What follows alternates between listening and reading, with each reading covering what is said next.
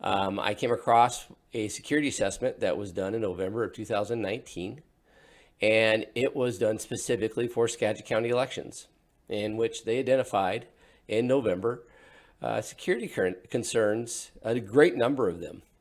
And so I want to talk about some of those today. Uh, I'm not going to hit on everything in this list, and there's a larger report that goes with this, so do understand that. But I'm going to focus on a couple items here. So entry controls is a portion of this report that the auditor's office in 2019 was made fully aware that there were concerns about personnel having unrestricted access throughout the site, that they had inadequate security in this report's assessment, and that they needed improvements, locks and other kind of physical restrictions on the entry into the election office. So this is a major security access problem, in my opinion. It was identified in November of 2019. The Department of Homeland Security identified this as a major concern. And yet, I was shocked. I was completely shocked to find out that a year later, almost a year later, that this email shows up in my records confirming from the elections, the auditor's office directly, Perkins, that they had an attempted break-in into one of the desks in licensing. Again, that's right in the same area of all of the election equipment.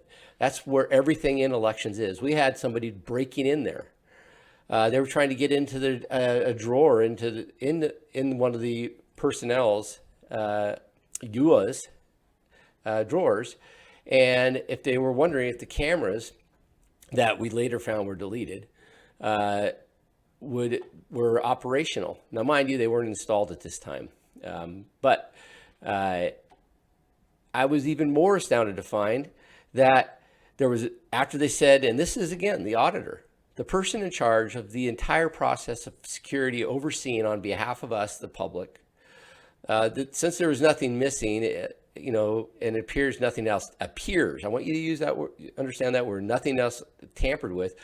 I don't think a police report, is that the auditor, the elected official, doesn't involve the police when the office that maintains all of our election equipment, our election records, and everything else pertinent to a federal election, which would be held. They were already sending out everything, getting ready to send out ballots at this point. It was within weeks of it. They didn't think, and she didn't think, a police report was necessary.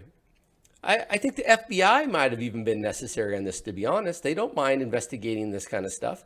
I think they're there for stuff like that. But besides that, I guess you could have a lot of faith in the Skagit County Sheriff, but they don't even involve them apparently.